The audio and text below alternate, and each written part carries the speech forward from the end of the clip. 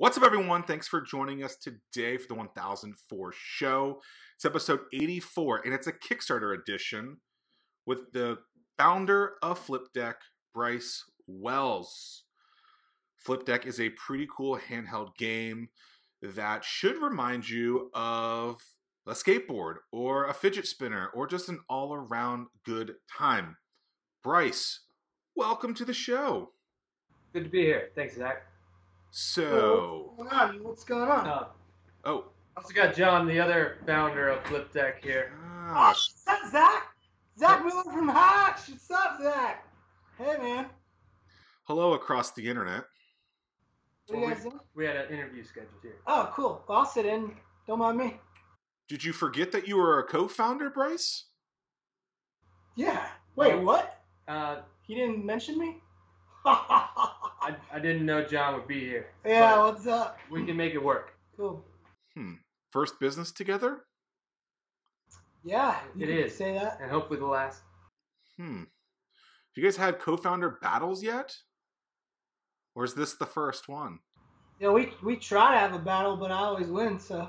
Or he tries to battle. It's pretty easy. Yeah. Interesting. So we're also now joined by the co-founder of flypdeck, John Fuller. John, what's going on, man? Not much. How you doing, dude? Wonderful. Growing up, what was your favorite game to play? Growing up. I mean, I was always a big video game fan myself. I'd say my favorite handheld game is probably just a Rubik's Cube. Rubik's Cube. Got one in middle school and messed around with it. Got my best time down to 48 seconds. I still remember that. Solved it in 48 seconds. Average around a minute 20. But I loved it. Loved playing with that. Wow. Could you do it blind? No. Have you seen people do that? I've seen the videos. I don't believe it. I think it's all fluff. It's But fake. maybe they. Yeah, I've seen those little genius kids do that. What about Bryce you? can't. What about you, John? What did you do when you grew up? Man, I did a lot of chilling in the hammock, staring at trees, wondering what bark was made out of. Played a lot of Mega Man, and played some Bop It and Simon Says. And that led you to today, where you guys are the co-creators of flypdeck, a pretty cool little handheld game. You got it in front of you, right? Oh, yeah, it's right here. Got a couple. So what's the genesis of this? How did it kind of come to fruition? All right, well, first of all, we started skateboarding when we were 12, 13 years old. Had a blast with that. And learning how to skateboard kind of creates a whole new idea in your head of flipping objects, controlling the flip of the object, creating different challenges for yourself to flip that object. And once you have that bug in your head, you think about it all the time. Like when you're driving down the street, you think, oh man, that 3-stair, that 4-stair would be a lot of fun to go kickflip on. And when you're sitting in your class, you're not paying attention to the teacher, and you got a pen in your hand, you think, man, how many times can I double flip this? Can I like fling it around my hand and do an impossible? And challenge your classmates to little challenges with that pen. So it's just a bug in your head. So once you have that bug, you just don't get rid of it. And that, from 13 on to 30, never got rid of it. So for me, I think the big moment when I thought of this idea was just on my couch, like I do every night, watching TV, during commercials, just flipping the remote in my hand, creating different challenges for myself, like can I do a 360 flip this way, and then a 360 flip the other way, and then a 360 double flip, and just like a little challenge. So like before the show comes back on, I have to do so many challenges in my hand. And then I would challenge my brother with the remote, because he also does the same thing. And then when I learned that my brother-in-law also plays tricks with his remote, I thought, there's a market here. We're all doing stuff with our remote. Interesting. So it's kind of like people, so the fidget toys were really big in 2016, 2017, where people are constantly playing with these, I don't know, just like spinner things. And so it's people get ADD, they get bored. Like what is it? Like why are people constantly needing to move things? I don't know. I think it's just fun, man. Like, you had tech decks back when we were in 8th grade or something. The water bottle flipping challenge just went crazy. It's just fun to flip stuff. And the way I like to think of flip deck is, it's like skateboarding, but just in your hand. Like, I could do a gnarly Godzilla flip right now if I wanted to, without even leaving my chair. Almost. So you tried to do that there, the Godzilla flip. It didn't work though. What's a Godzilla flip? Can you try again? So a Godzilla flip is basically double front flip like this, but at the same time doing a corkscrew to the left like this, all in the air at once, so like this. Godzilla flip. Interesting. What do you 6 tricks. What do you like? You guys went to school. You went to college. You have Virginia Tech, man. Virginia Tech. Both of you. Yeah. We did, yep. So, what did you guys go to school there for? I was a mechanical engineer. I don't even know what John did. Economics. I don't even know what economics means, but business, a minor. So, yeah. So you go to school. You guys, I mean, business guy, tech guy, put this together. You guys skateboard. You throw your remote around a lot. Then you decide, hey, maybe there's a game with it. Yeah, exactly. I mean, how do we harness this interest into a game that you could play with other people? And then we thought, how do we integrate electronics into this? And once we thought of putting the sensor in and actually using a microcontroller to measure the sensor inputs and determine whether or not we were landing tricks, it was just, I mean, it was a home run. Like, from there, we knew this thing was going to be awesome. So how do you take that interest, knowing that people are doing something with something at home, a remote? Let's just consider this as a remote. I'm just doing this thing at home, or I'm playing with my pen and fidgeting with that. How do you grasp that can be a business, that people would actually be willing to gamify this? Like, where do you guys transition in there? And like, it's great that someone's doing it at home, but how do you make sure that someone's actually going to buy it? Yeah, for me, when you skateboard, you play skate, which is like the equivalent of horse, like with basketball. And when the weather was bad, we'd play skate, but just flipping stuff, just because, we're really competitive, and we know a ton of people are competitive out there. So, we'd actually compete with each other just flipping this thing and getting fights all the time of like, dude, no way, that was definitely not a double backflip. And he's like, yes, it is. So we were like, well, if we build something that can actually keep score, the game doesn't lie, we think a lot of people would enjoy it. And really, I think there's something about having the electronic brain measure what you're doing and feed it back.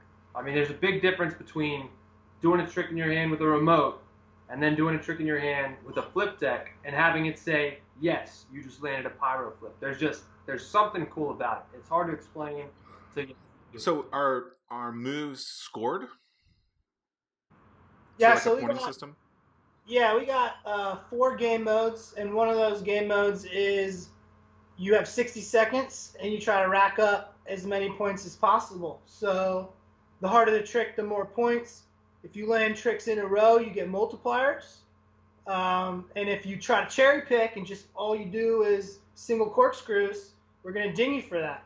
And then you get high scores, where if you get the high score for the game, for that game mode, we let you enter your initials so everyone can see who the reigning champ is. So I go to the YMCA, and they have an exercise bike, and it's this company called Espresso. It's kind of like a Peloton. I think a lot of people know about Pelotons, but this thing is like on steroids. It's I think it costs like $5,000 for a bike, which is kind of ridiculous if you think about it. But I can bike, I can put in my input, but then I'm competing against other people at that gym. Do you guys have that incorporated in this, or is it really just localized at that point to whoever is right there with the device? Right now, it's all localized. Okay. So a single unit contains all the data for a single unit.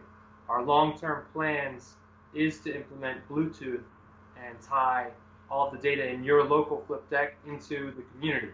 So that is the long-term goal. I'd love to have that implemented for this design. We're still at a prototype, so we're still working on the final design. So very well make it into the final design. That is our long-term. Very cool.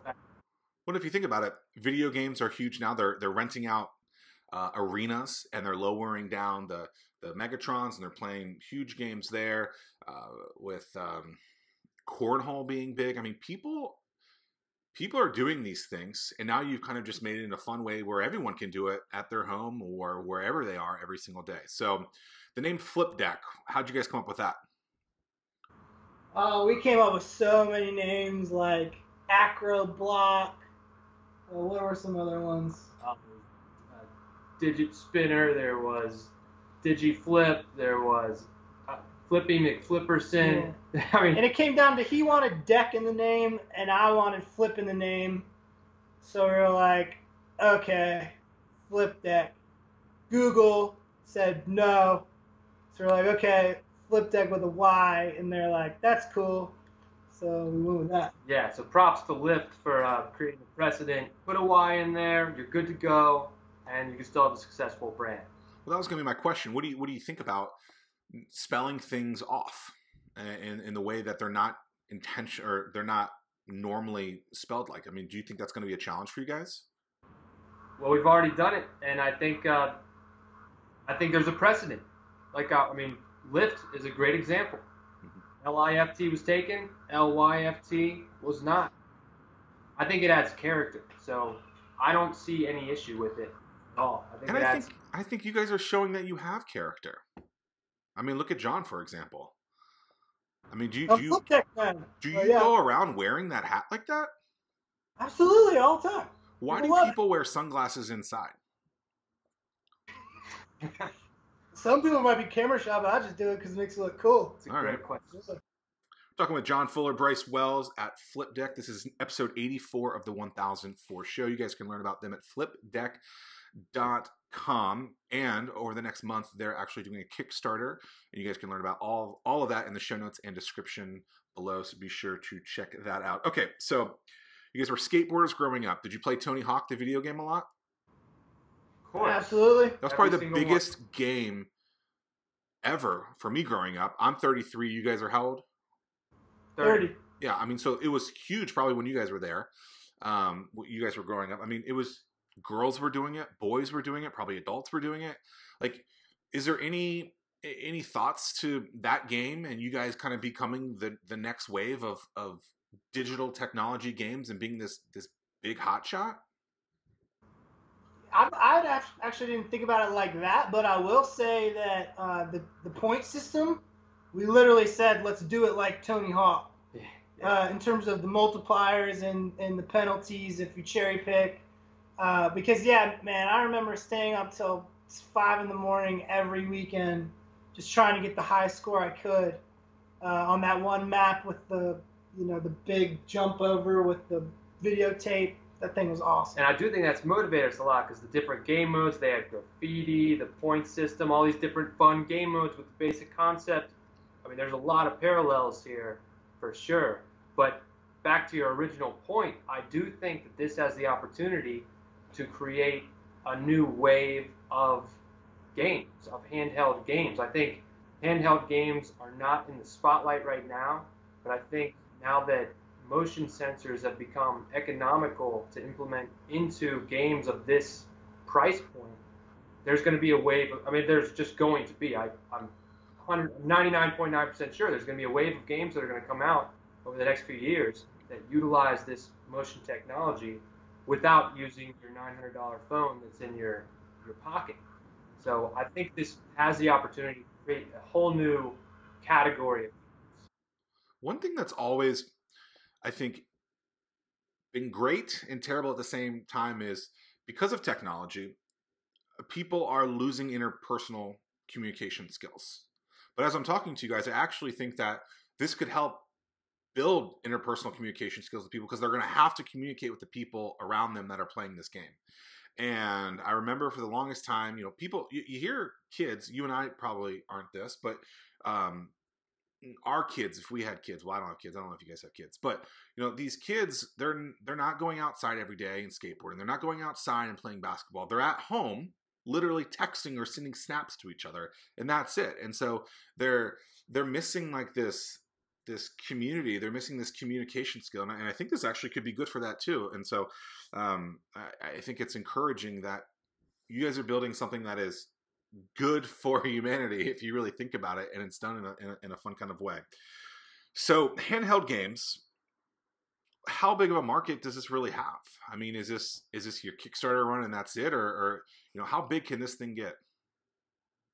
So we think it can be the next big toy, the toy of Christmas 2018. I think to get there, we need the Bluetooth technology to connect to an app where we could literally be playing each other right now, like playing flips, which is the equivalent of horse, where I do a cyclone flip, and Zach, you try and fail miserably, obviously, and you get an F.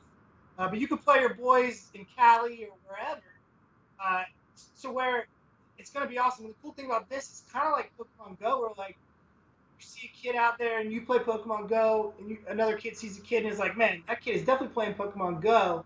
But here it'll be like, okay, they're obviously playing flypdeck. I'm going to go flypdeck. Back to what you were saying, I think it's a great way to get kids off of staring at a screen.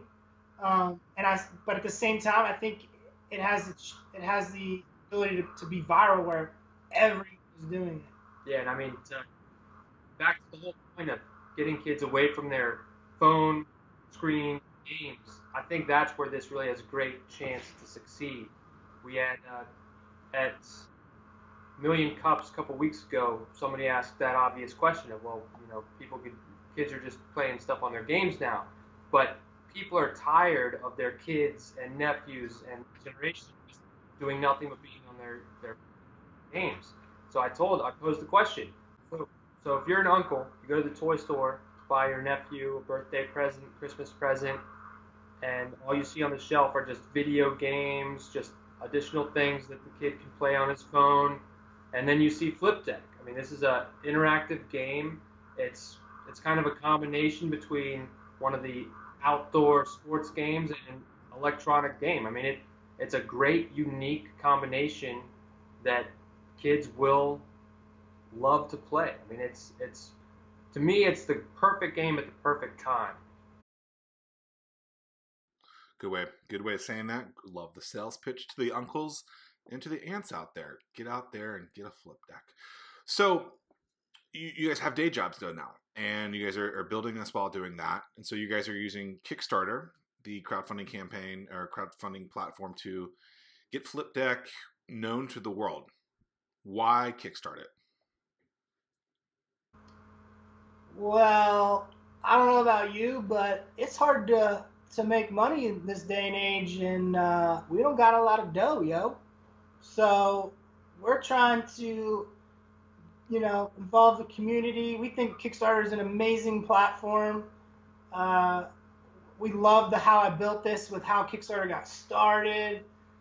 We just want, we feel like it's the way to go. And plus, we don't want to give some old guys, 50% equity for flypdeck. Like, this is a young people's game, and we want to keep it that way. Are you always this passionate, John? Always. Seem really into this. It's Zach Miller from Hotch interviewing me, John, and Bryce. It's cool. Yeah, I understand. I understand I'm blushing. No. What do you think about that, Bryce? So, is not having to, raise money from someone to do this, instead of you're raising it from people to help fund the business, to see if it really has legs, like you guys think about it. Like, I mean, should most things be done like this now? Kickstarter to me is a no-brainer. Why wouldn't you kickstart? I mean, you have an opportunity to gauge the demand for your product. You have the opportunity to gain capital without expending equity. You develop a community. It's just, crowdfunding is amazing. I mean, it's an awesome way to start your business. To me, the only risks with Kickstarter is having your product out there before you're actually at market and having somebody rip it off before your IP is really secured. So if that's not a worry for you, if you've taken, if you've done your homework and protected your IP, go for it. Like, there's no reason to me not to do a crowdfunding campaign. Going through the last year or so when you guys have been developing this, what are some of the challenges that you guys have gone through developing the product or even the Kickstarter campaign? Okay, biggest challenge is getting over Bryce's farts in the workshop, man. Those are crazy. But next up, the foam. All right, you see this foam? It does not come in the mail like this, man. It just comes in a bunch of jugs. You don't know what you're looking at. You feel like you're on Breaking Bad. Like, I didn't know what I was doing, right? So the foam is finicky. If you don't have the temperature right, if it's too cold or too hot, it comes out crappy. If you mix it too long or too short, it comes out either way over, like, way bigger than you want or way smaller than you want. If you don't get the quantities perfect, man, we got a scale where it's got to be down to like the nitty blah, blah, blah. If you miss that, man, you're done. You're done for. Also, the hardware and the software. So hardware and software, getting them to talk to each other, it's either going to work or it's not. Like, Zach, So you're riding up to a 17 stair handrail, right? You're skateboarding. You're going to do a stock backside board slide, right? Then out comes the security guard, and he's like, bro, we banned backside board slides. You need to do a kickflip backside lip slide, switch. And you're like, what? I don't even know how to do that. It sounds super hard. But you don't really have a choice, man. It's just like the way hardware is. It's like, dude, you have to do what we say. So you just keep working at it and really just using the internet and running it by everyone you can to solve the problem. I concur with everything you just said. Even the flatulence in the studio? Oh, man, I did concur with everything you said. Well, ventilation systems do amazing things these days. So that's why you're doing Kickstarter, because you really just need to get a fan. You're trying to get enough fans. More square feet in a fan. Fans are expensive. We didn't have it in the budget, so we're hoping Kickstarter can come through, get a big, nice fan. We'll be good.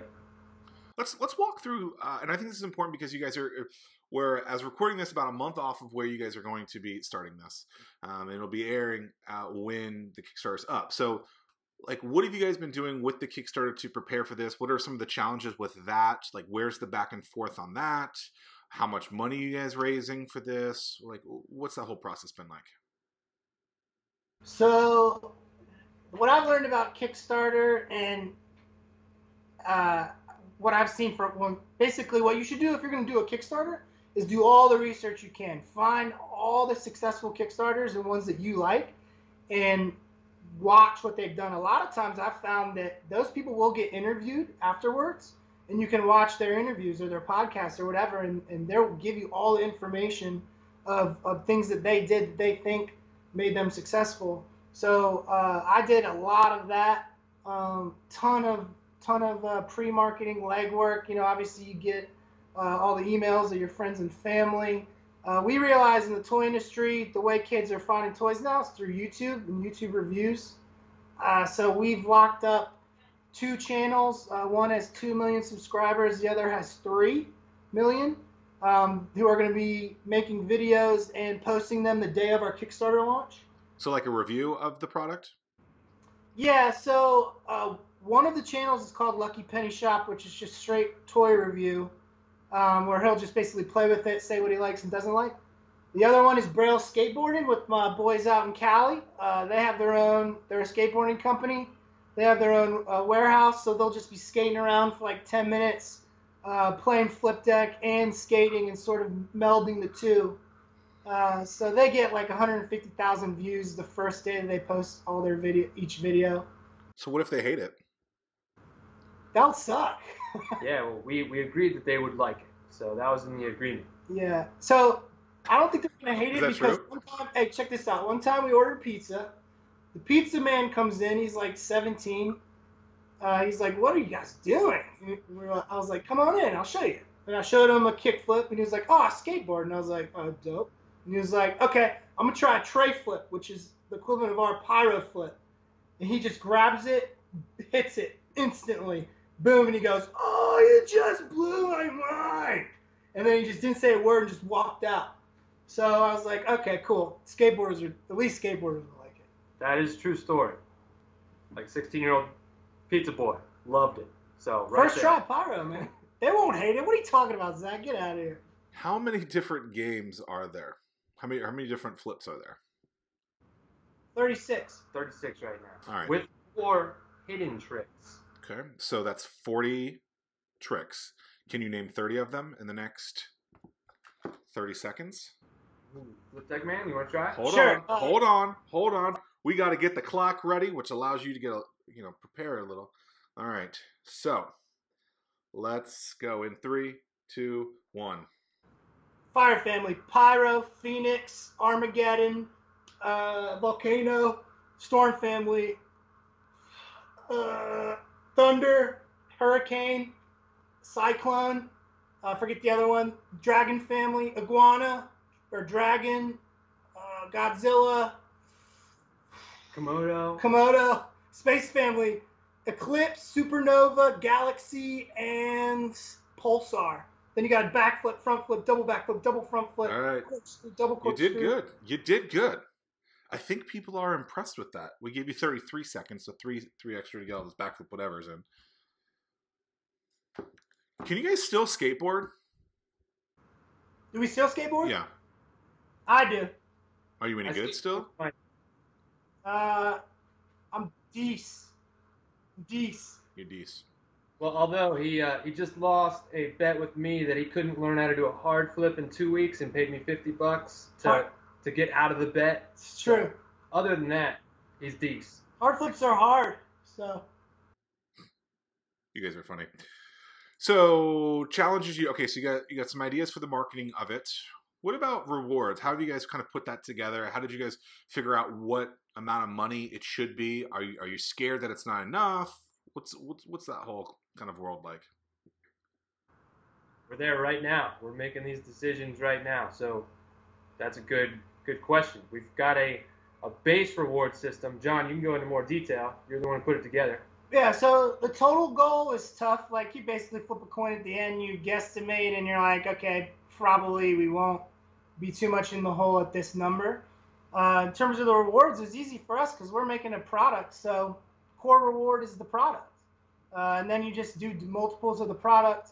What we're really excited about and what we think is really unique about flypdeck is if you don't land a trick, flypdeck gives you a message. It either makes fun of you or encourages you or whatever. And so we got a ton of room for a ton of messages, and what we're going to do is sell those. So if you give us, I think the reward, we're going to make it $350, where you still, obviously that's a lot more than what the flypdeck costs, which is going to be $40.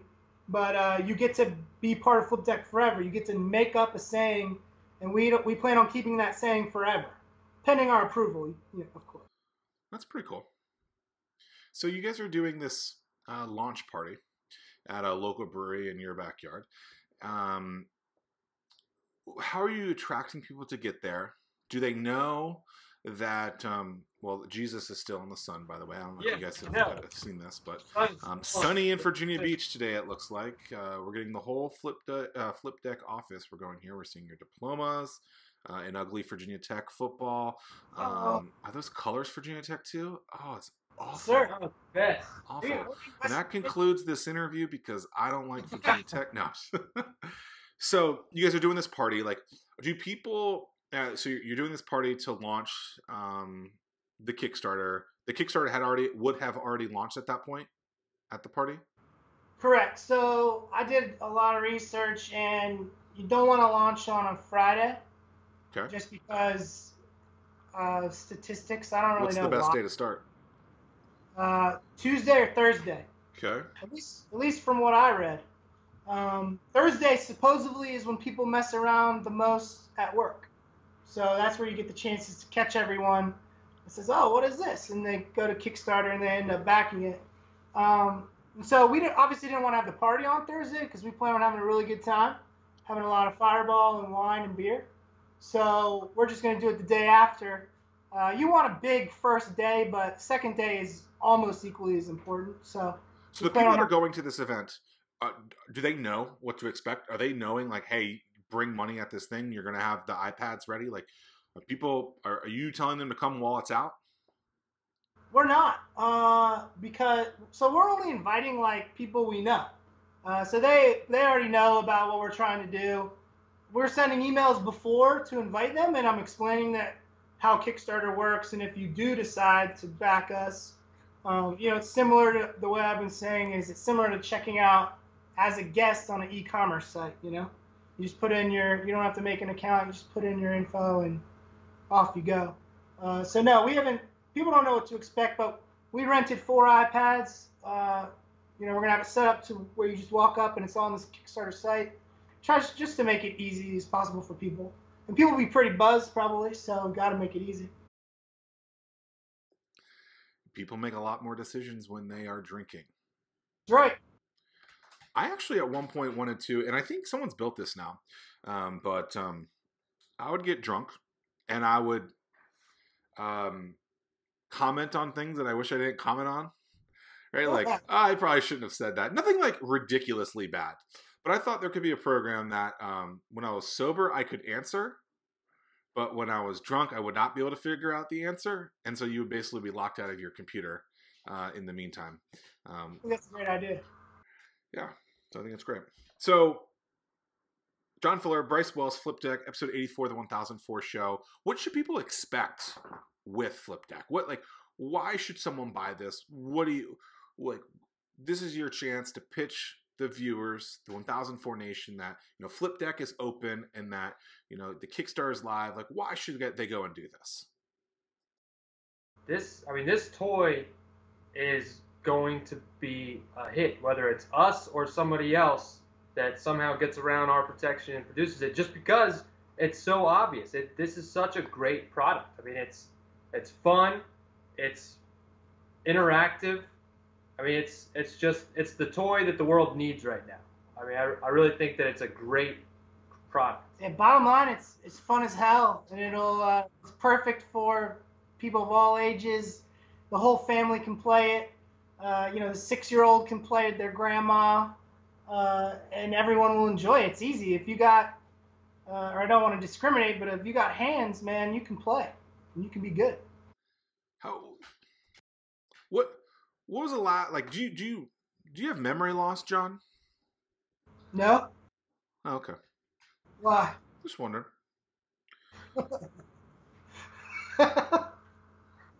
Damn, Zach. So how can someone get one of those hats?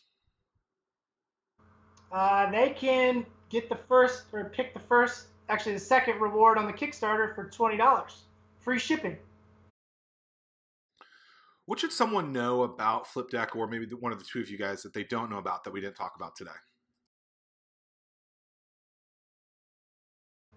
I would say I like our story, man. We're just trying to, our dream is to start a product development company. I want to wake up, surf, skate, build products. We want to work for ourselves. We just want to build cool stuff. Interesting. Do you think you can actually do that? Absolutely. What do you think? That's a good. Of course. That's why I have you guys on the show. I think the product is great. The game is really fun. My wife played it the other day, and she actually came home talking about it. Awesome. Yeah, she was a lot better than you. That's for sure. I would say, Zach, that this is the first of many products that we're going to produce. But the many products are not going to happen unless this happens. So we need this to happen. Volcano flip coming up. Volcano flip coming up. Volcano flip coming up. Volcano coming up. Volcano flip, bros. Check flypdeck out. Wow. That was a little ridiculous.